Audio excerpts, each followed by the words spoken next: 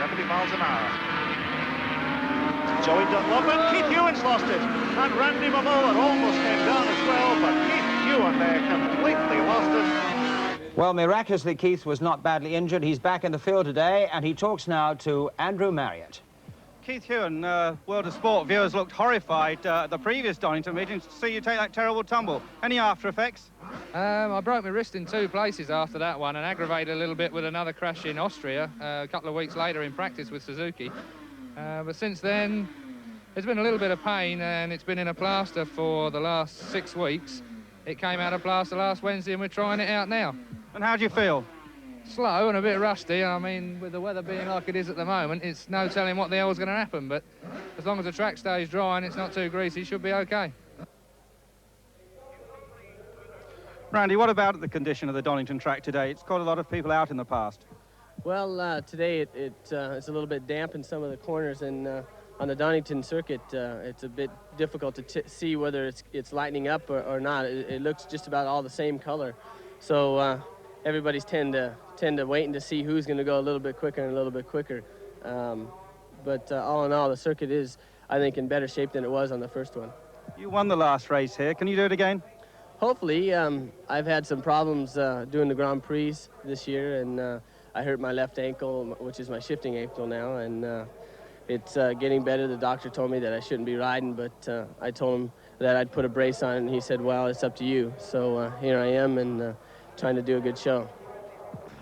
Barry, just how tricky is this Donington circuit today? It's pretty tricky because it was raining quite a lot yesterday. And it's a very sort of porous surface here, and the rain sinks in. It takes a long time to dry out. So it's one of the most slippery places of the lot. So can we expect to see people falling off like we saw Keith Huewen last time? I bloody well hope not. No, I hope nobody falls off, but it is very, very tricky today, I promise you. Tricky it's certainly going to be. It's an 18-lap race. They're just about ready for the warm-up, so let's join our 2 commentators, Phil Reed and Peter Neal. Barry Sheen in practice, a lap in 1 minute 19.3, but not the fastest by any means. But Barry Sheen looking forward to this particular race after retiring early in the first round.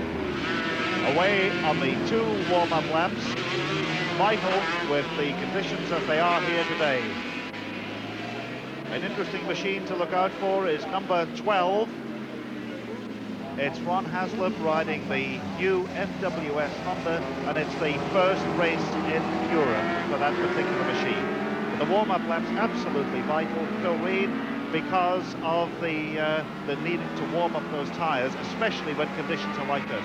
Well, that's right. There certainly won't be any overheated tyres today, although with the Haslam riding this new V4, a revolutionary machine, which I'm told by Haslam, the chief Honda engineer, is producing 150 horsepower.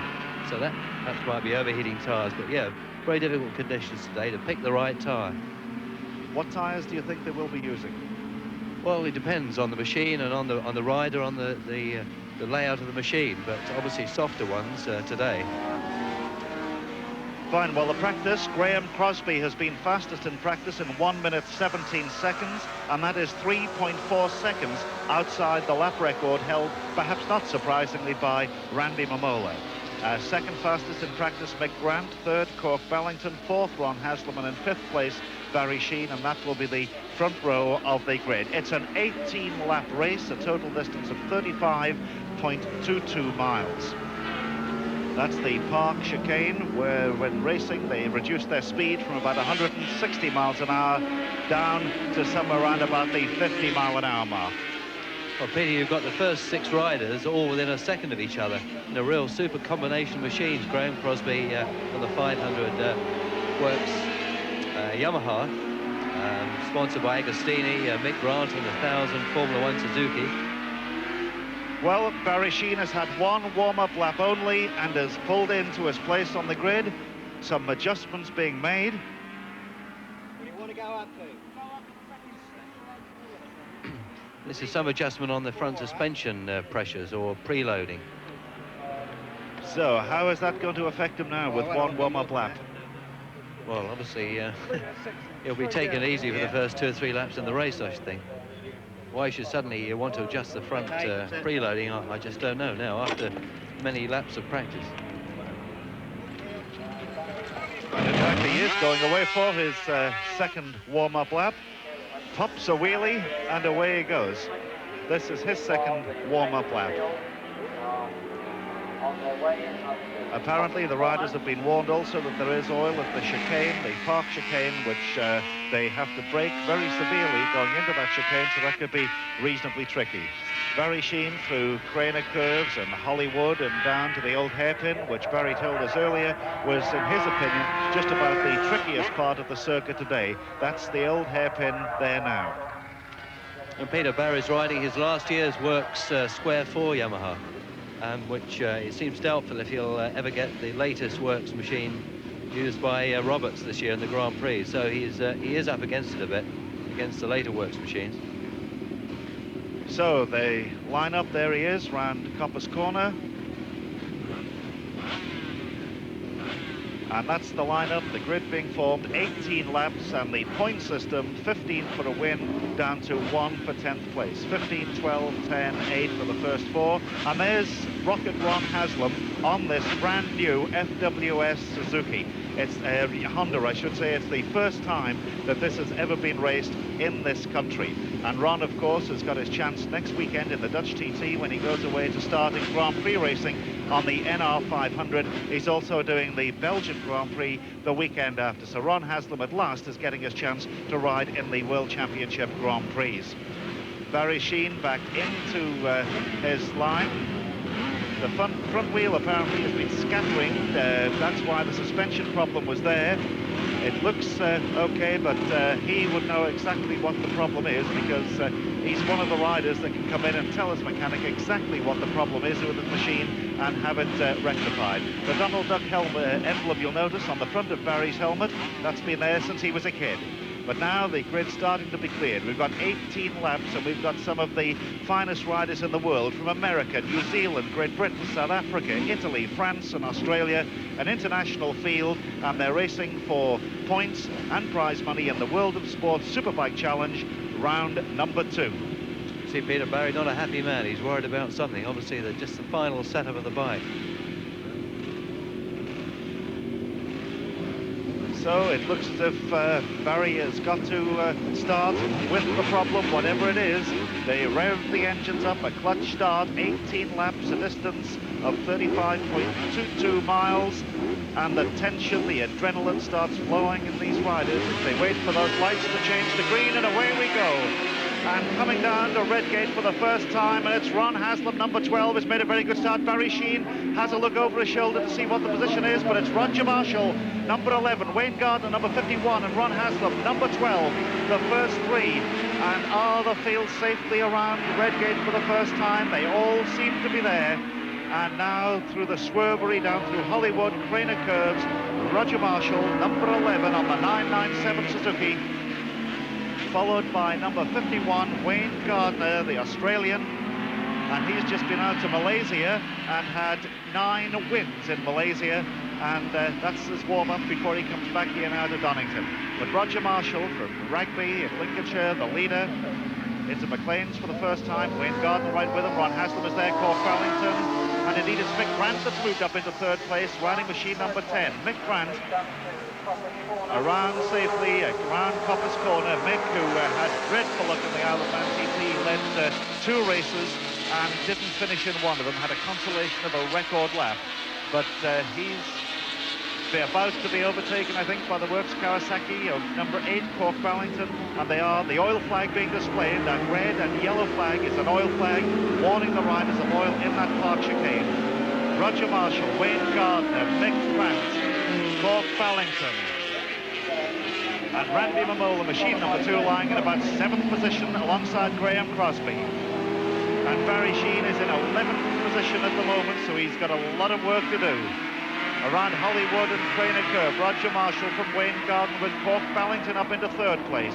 Kork, the double world champion in 250 and 350 machines in 78 and 79, now riding the 500 machine. Mick Grant is relegated to 4th. That's Wayne Gardner and Ballington side by side under Starkey's Bridge, and Kork Ballington is up into 2nd place. Kork Ballington with the 500cc Works Kawasaki, sandwiched now between the Suzuki of Roger Marshall and the Honda machine of Wayne Gardner. Mick Grant is fourth, and number 28, Rob McElnay, is up into fourth place. That's Wayne Gardner on the Honda, 9 wins out in Malaysia. Now Kork Ballington makes his move on Roger Marshall as they come down the fastest part of the circuit, up to about 150, 160 miles an hour. And Ballington, can he outbreak Roger Marshall? He nips through on the inside. And new leader is South African Corky Ballington. From Roger Marshall and Wayne Gardner as close as that. And this is lap number 2 completed, with Kork Ballington leading from Roger Marshall, Wayne Gardner, Mick Grant, Graham Crosby, number 5, is moving up through the field also alongside Mick Grant. But it's Ballington and Wayne Gardner nips into third place. Sorry, it's Graham Crosby nips inside Wayne Gardner, and Wayne Gardner takes it back and waves his finger and says, "Don't you do that to me, Cros," as they're doing there, what, 110 miles an hour. But this is the leaders, number 8, Ballington, number 11, Roger Marshall. Changing down to that second gear, 50 miles an hour, round that old hairpin. Roger Marshall following Kork Ballington. Down to McLean's, or really it's up to McLean's, because that's a slide rise up to that particular corner. The Works Kawasaki leads the Works Suzuki. 8 and 11, Ballington and Marshall. Crosby, then it's Gardner, McElnay, Grant, all as close as that, but this is the dice for the lead. And Graham Crosby about to join the fun into, he's in third place, riding now the 500 Yamaha for the, well, the very famous Giacomo Agostini. He rides the Agostini Yamaha, Graham Crosby, but he's in third place behind the Kawasaki of Kork Ballington and Roger Marshall. The chicane safely negotiated by the first 3. Graham Crosby at the moment, the third place man, is lying 4th in the 500cc World Championship. He had a 3rd place in the Italian Grand Prix, his best result this season. Barry Sheen is in 10th position, we're told. Barry Sheen down in 10th place. We're now on lap 4. Kork Ballington, Roger Marshall and Graham Crosby, and they've pulled out quite a lead now over the 4th, 5th and 6th place men, and Graham Crosby having a go on the inside of Roger Marshall in the old hairpin, and he's through. Beautiful overtaking by Cros. Roger Marshall, the early leader, relegated now to 3rd position. But quite a lead, they're building up these 3. Graham Crosby now has Kork Ballington in the sights. Roger Marshall with that familiar helmet, the black helmet with a white star, in 3rd place. The Green Meanie, the Kawasaki is known. There's Roger Marshall, the Works Suzuki. Nice, neat and safe style around Coppersmith. Comes down behind that fairing. There's the gap to 4th, 5th, 6th, 7th, and well, about 10 of them fighting out for that 4th and 5th place. But it's Kork Ballington who's got that Kawasaki in front of number 5, Crosby. Kork Ballington, lap and his times. Ron Haslam with the new Honda is in the pit lane, I'm told, and there's Cros taking the lead here. He's trying for the inside line, but Ballington takes the wider line and holds the lead. Roger Marshall still holding on to 3rd place. Peter, speaking to the Kawasaki mechanics, there was a big question mark over Korky's front tyre, which seems to really burn out and scrub out after about 7 or 8 laps. So it's doubt whether he can actually keep this pace up the whole race distance. Something to watch out for as they go under Starkey's Bridge and down to McLean's Corner. Ron Haslam is in the pits out of this particular race. There he is, Ron Haslam, very, very disappointed, I'm sure. But Ron Haslam punched the machine away, and let's hope he has better luck when he goes Grand Prix racing next Saturday. Obviously, Peter, you can have too much power sometimes. The leaders on the very fast Starkey straight, and as Graham Crosby goes through, Cros has taken the lead on the Yamaha from Kork Ballington on the Kawasaki. Into the chicane, Roger Marshall still holding on. They're 2 500cc machines, followed by a 997 Suzuki of Roger Marshall. Roger looked over his shoulder, and the Cros still leads from Ballington. Graham Crosby, who came to this country a few years ago riding a Kawasaki, strangely enough, which was a sit-up and beg model, the high handlebars, and caused quite a sensation. He had a season with the Works Suzuki team, and this year he's riding in the Grand Prix, as I said, for the Giacomo Agostini Yamaha team. A very tough customer, but one of the nicest blokes you could meet off the track, but on the track a very, very determined rider indeed. And I think he's just increasing his lead a little from Kork Ballington. Number 21, Bob Smith, last year's British champion, is also out of this race. He's in the pits with problems. And Crosby increasing his lead now over number 8, Ballington, and Roger Marshall with that big 997 Suzuki, I think is doing very well to hold on to these Grand Prix machines. Fantastic. He's had a frustrating time in the TT races last week with a lot of machine trouble, but he's a real expert on this short circuit on a difficult machine against these Works 500s.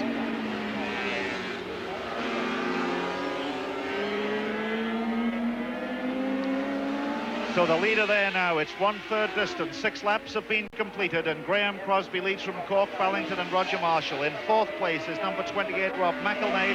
5th is number 25, Gary Lingham. And in 6th place is number 2, Randy Mamola in 6th place. And Barry Sheen is still holding on to his 10th position. Graham Crosby now through Hollywood's Craner curves, around about 130 miles an hour, down to the old hairpin. And already they're going to start lapping some of the slower men. Ballington and Roger Marshall. Roger Marshall, a former British champion. He won the British Solo Championship in about 76 and 78. He's been British champion twice. And Ballington has had 2 World Championships, or 4 World Championships in the 250 and 350. Number 77 is left. That's Bob Griffiths on a 500 Suzuki. And that is the leader, Crosby. And he's reducing his lap times. 2 laps ago, 1:16.2. That lap for Graham Crosby was 1:15.4, and he pulls a wheelie, brakes, changes down through the gearbox, first, maybe second gear today, through the chicane, and Crosby in those new red and white colours, tucked behind that fairing. Lap 8 has started for the leaders, and he's really opening up that gap. Number 8, Kork Ballington in 2nd place, the South African rider, double world champion in 78 and 79. Sheen is now 11th. Barry Sheen, obvious problems for him. He's down to 11th place. 2nd and 3rd, Kork Ballington, number 8, and Roger Marshall, number 11. Kork Ballington lying 2nd in the 500cc Shell Championship this season. Roger Marshall, number 11, is leading the Formula 1 Championship, not the World Championship, but the British Championship that's held over a series, and Roger Marshall is the leader of that particular series. Number 83 about to be gobbled up is Jean Hirmisch on his 747 Yamaha, gobbled up by Ballington, and very shortly by Roger Marshall. Crosby looks over his left shoulder, and just in time, I think, possibly to see Kork Ballington. Down to the chicane. Coming in now, this will be lap 8 completed of this 18-lap race. Lap 8 completed for Graham Crosby. Lap 9, they're starting. Graham Crosby, of course, did not score any points in the opening round, so 15 would be very handy for him. And Randy Mamola, the leader of the championship after the first round, is now up into 4th place. But Supercross, Graham Crosby, the New Zealander, out in front. Number 8, Kork Ballington, still in 2nd place. Number 11, Roger Marshall, still 3rd. And there's the whiz kid from Santa Clara, California, Randy Mamola on the HB Works Suzuki. He's up into 4th place, just ahead of number 28, Rob McElnay. Mamola really clambering all over that machine, as you can see, a very distinctive style. But McElnay, Rob McElnay, is really putting the pressure on, and young Gary Lingham, number 25, is also keeping round. That's the 4th, 5th, and 6th place battle. I thought Gary Lingham was making a move there, but Randy Mamola with that work Suzuki is not leaving McElnay and Lingham as they come down the fastest part of the circuit, down to the chicane. Number 2, Randy Mamola, runner-up in the World Championship in 1980 and again last year, but hasn't had a good start this year to the World Championship, and he'll be looking for a much better second half of the season, but it's doubtful whether he can catch the current leaders in the World Championship, who are Kenny Roberts and Franco Uncini. That's Randy Mamola, though, 4th place, the HB Works Suzuki, the Grand Prix machine. Rob McElnay and Gary Lingham just being dropped a little now by the Suzuki through Hollywood and Craner curves, 110, 120 miles an hour. around the old hairpin. Mamola, a young man, just 22 years of age, a very determined young rider.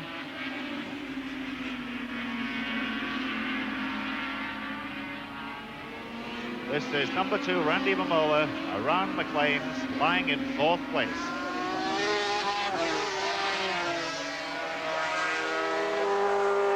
Number 5, Graham Crosby still leads, and his lead over Kork Ballington now is some 3.3 seconds, and Ballington in turn leads number 11, Marshall, by 1.5 seconds. So just about 5 seconds covering the first 3 as we complete lap number 10. There's the signal showing he's 3 laps ahead. Half a length, 3 seconds, I should say, on that particular lap. Number 5, Graham Crosby. A little wiggle there. Is that tyre problems? Well, it's not unusual. You just tweak the throttle a bit more, I think, this Cross did. But that bike looks very steady compared with the work Suzuki of Mamola. He does look in a bit of trouble there, and certainly not riding with the usual verve. Second man still Kork Ballington, 3.3 seconds down on the leader, Graham Crosby. That's the second place man, and Roger Marshall still holding on to third place. 5 seconds cover the first 3. Around McLean's up the short straight now, accelerating up to about 90 miles an hour. Up from behind the fairing, changing down to second gear, 60 miles an hour. Kork Ballington, the South African, now living in this country, but that's the leader. Graham Crosby looking over his shoulder, almost the full length of that straight now, into the chicane. Cros, looking, as Phil Reed says, very, very steady indeed. Lap 11 completed, lap 12 starts, an 18-lap race, and Graham Crosby, as I say, didn't score in the first round of the championship this year, the World of Sport Superbike Challenge. 15 points for him would be very handy with a final round and double points to come later on in the season. Crosby, number 5. Barry Sheen is up into 9th position. Graham Crosby was, of course, runner-up in the World of Sport Superbike Challenge last season, to Barry Sheen, who is now up into 9th place. Around to McLean's. Second gear corner, 70 miles an hour.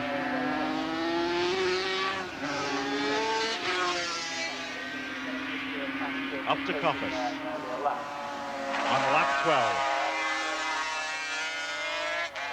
And already more riders about to be lapped by the flying Crosby.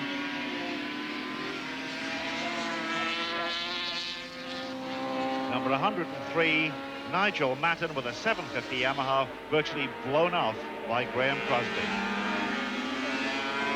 Lap 12 completed, 6 to go, 2/3 distance. And yes, he's definitely increasing his lead. Graham Crosby in second place, number 8, Kork Ballington.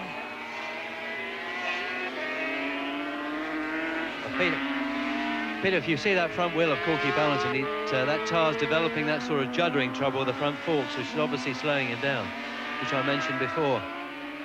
See, the forks are really juddering, which obviously slows him up a bit. Barry Sheen, we understand, has problems. He's been slowing down, but not that man, Kork Ballington. He is, there's Barry Sheen. And Barry Sheen, those problems he had at the start of the race, not overcome. And last year's World of Sport Superbike champion, he won all 3 rounds.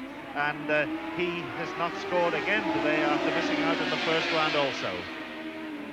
The leader, number 5, Graham Crosby, is leading by 7.2 seconds. 7.2 seconds, which on the circuit of 2 miles in length is quite a fantastic lead. Well, fantastic, and he looks really neat and smooth, and his style is almost as good as mine.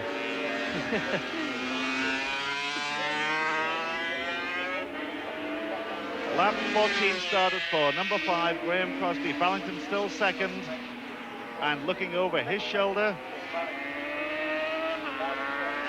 Graham Crosby around Redgate, popping wheelies while he's over at those angles. Quite amazing.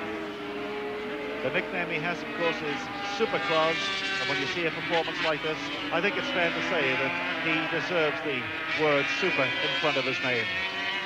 under Starkey's Bridge, cranking through there, around about 130 miles an hour. Slightly uphill to McLean's, the second gear corner, changing down through that gearbox. Virginio Ferrari, one of the newcomers to their to Donington, is in 13th position. Number 24, Virginia Ferraro. But that's the leader. He is on lap number 14. On the fastest part of the circuit, again, another rider about to be lapped is number 43, Ian Bell. He's about to be lapped by Graham Crosby. And Peter, watch how the riders move themselves around on the seat now from one side to the other. Whoops, there we go. They keep really busy. This is to get the weight over on the inside to help calling, apparently. Lap 14 has been completed, and Crosby leads literally by the proverbial mile almost.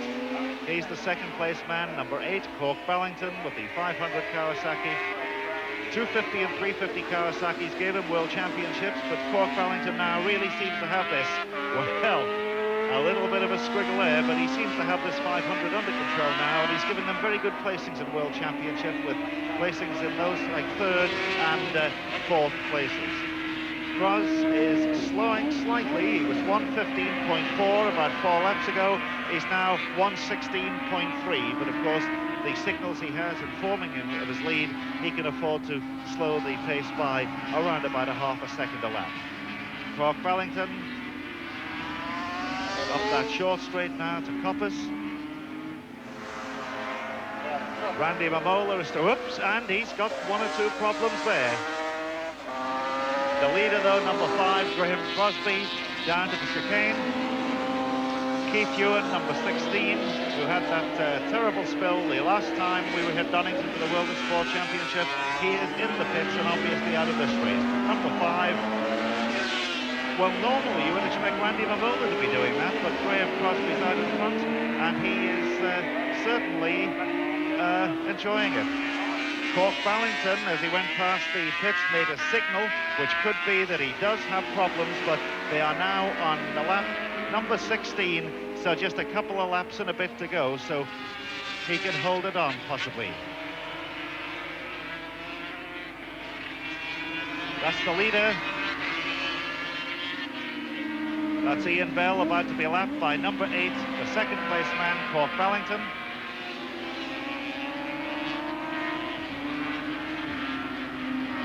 And he gets past Ian Bell. Kork Ballington still in second place, but 7.2 seconds down on the leader.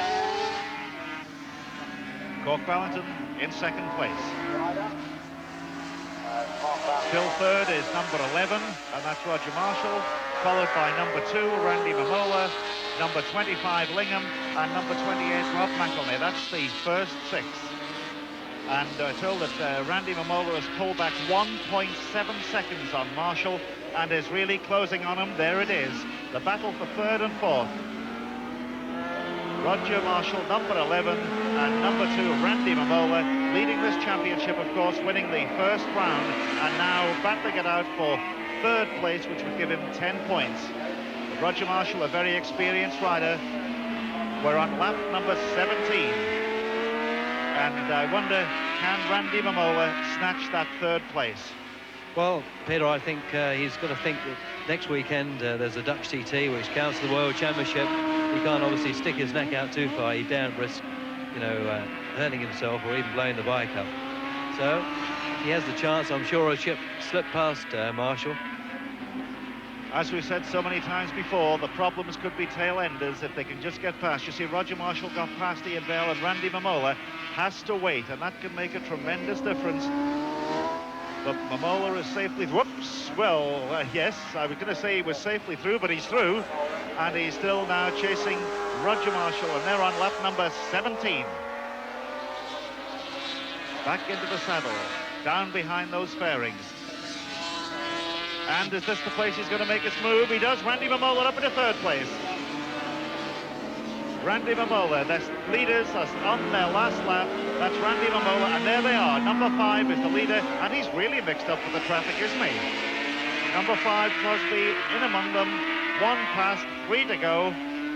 around Hollywood and Craner Curve for the 18th time. Number 5, Graham Crosby, with these back markers to get through, but he's got quite a lead, so not too much worry. Number 42, Pete Wilde there. Number 39 was Dave Griffiths, and that's number 5, the leader, Crosby, under Starkey's Bridge for the 18th time. And how many can he gobble up here? He's got past another one. Number 42, Pete Wilde. Number 33, Steve Williams, about to be lapped by Graham Crosby. He gets past Pete Wilde. He's round Coppice. And I think he's about to pass Steve Williams, number 33, on this final straight. Number 5, Graham Crosby, the race leader, 18 laps, almost completed, comes to the chicane. Through there safely. And that victory for Graham Crosby will do him a lot of good confidence-wise as he really pulls a wheelie back onto the ground with 2 wheels. As I say, that will really give him a good boost for the Dutch TT World Championship round next Saturday. Kork Ballington is in 2nd place, and Randy Mamola finishes in 3rd place. Roger Marshall is 4th. Gary Lingham, number 25, is in 5th place, and number 28, Rob McElnay, clinches 6th place. So an exciting World of Sport Superbike challenge there, with Graham Crosby coming out on top despite the challenge of Barry Sheene on the Yamaha, Ballington on the Kawasaki, and indeed Mamola on the HB Works Grand Prix Suzuki. It's a win for Graham Crosby, the New Zealander, and that gives him 15 points. So, Cros, that'll do him a lot of good, as I said, for the World Championship next weekend. Well, it certainly will, with his Agostini Yamaha. Obviously, my old teammate Agostini has found a bit more power and perhaps a better handling for Crosby, and he hasn't featured up the front in the previous Grand Prix, but now he looks to be riding really comfortably, and the bike looks to have certainly edge on speed. So we look forward to next week's Grand Prix results. Kork Ballington certainly seems to have the 500 Kawasaki going well now. Yeah, they think just overcome the problem with the front tyre, or possibly forks, which causes it. I'm always complaining about the Kawasaki doing that. So, that's the thoughts of Phil Reed, who knows all about world champions, because he's got 9 world championship titles to his credit. Thank you, Peter. It is 8, actually. Right, well, 1 for luck, Phil. So number 5, Graham Crosby, about to receive the World of Sport Superbike Challenge trophy from Andrew Marriott. There's Tom Wheatcroft, the circuit owner, man who really puts everything into motorcycle racing here. So Andrew Marriott there with the World of Sport Superbike Challenge trophy. The cotton wool comes out of Graham Crosby's ears. Certainly Graham Crosby has proved and Andrew Marriott, as Cros takes his gloves off to receive the trophy, and there's Graham Crosby, a happy man. We go now to Dickie Davis in the studio.